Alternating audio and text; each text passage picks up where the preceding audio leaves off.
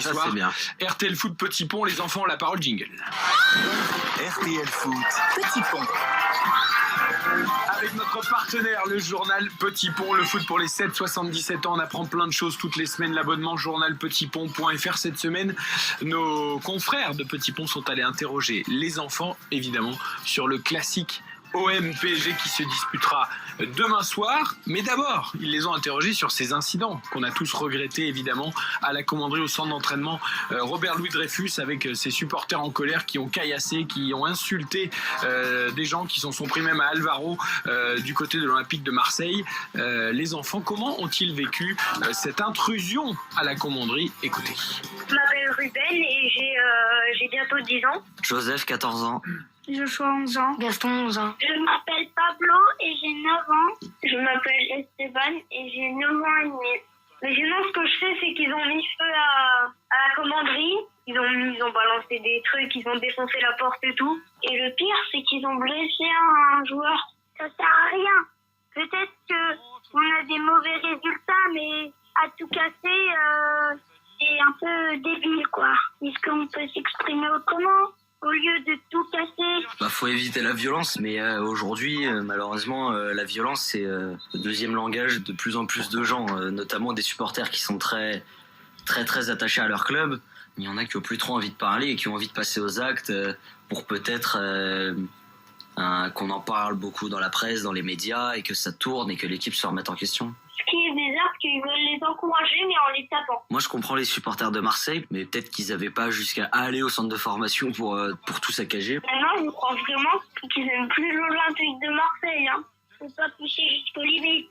Enfin là, c'est en dehors des limites déjà. Je pense que dans le staff marseillais, c'est pareil, que personne n'aime vivre ce genre de situation, et que je pense qu'au quotidien, tout le monde fait en sorte que ça change chaque jour. C'est pas si grave de perdre des matchs. Eh ben, les Marseillais, ils sont très particuliers.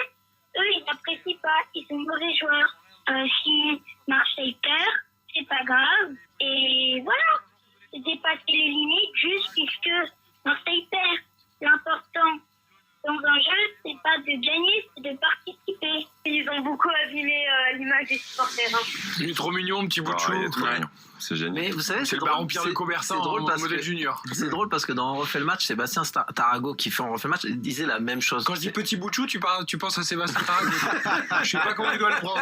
Non, mais il disait exactement la même chose dans l'émission On refait le match. Il disait c'est pas grave de perdre à Marseille. Marseille, il y a 1 mois et demi, ils étaient encore dans les premiers rôles. Il faut admettre de perdre dans le football. Et c'est marrant, l'écho il est drôle. Voilà, mais c'est vrai, la violence, évidemment, ne justifie en rien ce qui se passe. On a beau être en colère, il ne faut absolument pas avoir des actes de violence. Surtout pas, ça ne sert à rien. Alors, les enfants se sont aussi exprimés, évidemment, sur le classique OM-PSG qui aura lieu demain soir à 21h, en intégralité sur RTL, même si c'est diffusé chez nos confrères de Téléfoot et de Canal+.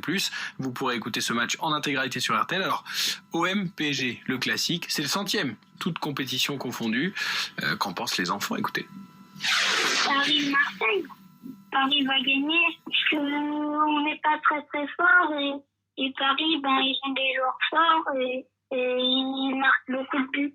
S'il y a une équipe qui a peur des supporters, si elle va avoir peur de perdre, du coup elle va faire n'importe quoi. Parce que quand on a peur de rater, on fait n'importe quoi. Parce que s'ils perdent, ils savent qu'ils vont se faire éclater par les supporters. Tout donner, vraiment tout donner pour montrer que on a fait n'importe quoi mais qu'on peut se rattraper. Moi, je pense que ça peut être un gros match parce que il y a le souvenir du match aller, les petites disputes, on va dire. Paris est quand même favori et va défendre sa place parce que Paris, ils ont vraiment des points à gagner pour le championnat. Et Marseille, ils sont bas, ils doivent montrer qu'ils sont meilleurs. Mais pour moi, le match de dimanche, il n'y a pas photo. Je pense pas que Marseille soit capable de faire quelque chose, même s'ils ont gagné 1-0 au Parc des Princes. Moi, je dirais 2-0 pour le PSG. Enfin, je pense que justice va être rendue et que Alvaro prend un carton rouge. Et ouais. après avoir pris un petit pont de Neymar, bien sûr, sinon ça serait pas drôle. 2-1 ou 2-0 pour Paris. Un partout. Un match nul. Aux armes, nous sommes les Marseillais. Nous sommes les Marseillais. Et nous allons gagner. Et nous allons gagner. C'est pour ça que les supporters manquent dans les stades. Regarde ce minou Ah, écoute ce minot, putain. Tu l'imagines génial au stade. Il est dans les bouchons dans Paris. Chez lui, ça peut être sympa aussi. C'est génial. Non, mais c'est J'adore. super, voilà, d'avoir la passion pour son club, pour le foot. Si jeune, au MPG, ça fait toujours vibrer, hein, forcément, Giovanni. Oui, forcément, même si je trouve que on a, de par ce qui s'est passé au Parc des Princes, de par les petits échanges sur les réseaux sociaux, ça donne pas une image forcément très bonne par rapport à ça. Je pense que toutes les polémiques qu'il y a eu, ça a participé au climat, malheureusement. Toutes les insultes entre les joueurs. Enfin, je pense que ça, dans un contexte particulier aujourd'hui, avec les gens qui sont enfermés, qui peuvent pas aller au stade, je pense que l'attitude d'Alvaro et Neymar, elle a pas été très maline.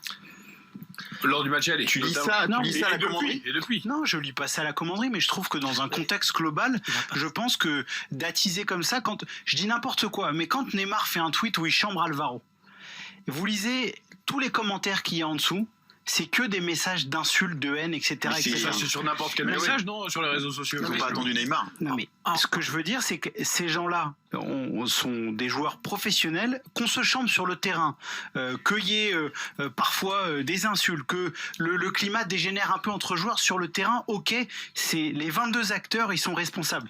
Maintenant, quand ils sont chez eux, derrière leur téléphone, ils font leur tweet, eux, ils s'en foutent.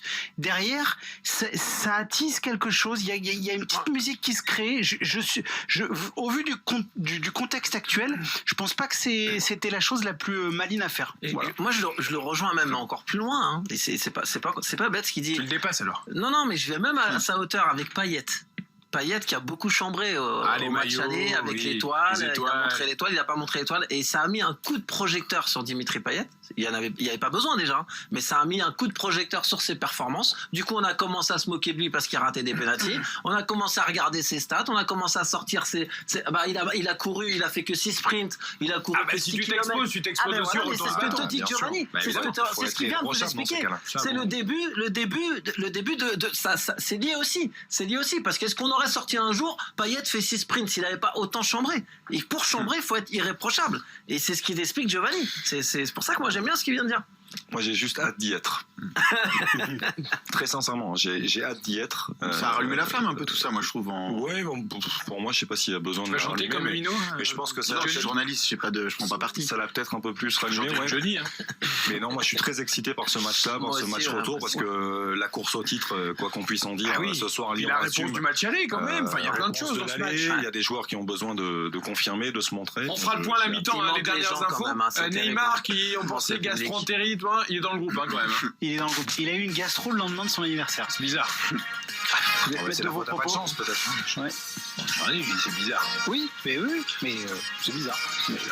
Il est dans le groupe. Surtout qu'il n'y a personne à de gastro avec les masques en ce moment, mais il n'y a pas eu une gastro dans les écoles. Mais bon. Petite fuite d'Hugo Hamelin, qui est notre correspondant à Marseille. Qu'on qui- aura tout à l'heure à la mi-temps de Lens. Exactement, voilà, parce qu'il y a eu une réunion entre les clubs de supporters aujourd'hui. Il dit ce n'est pas parce qu'on a eu cette discussion qu'on va en mettre 5 au PSG. Ça, c'est la parole d'un supporter de l'OM. Il ajoute réunion entre groupes de supporters nanana, et il faut produire plus de jeux, exhorte les supporters. Voilà, il regrette certains débordements.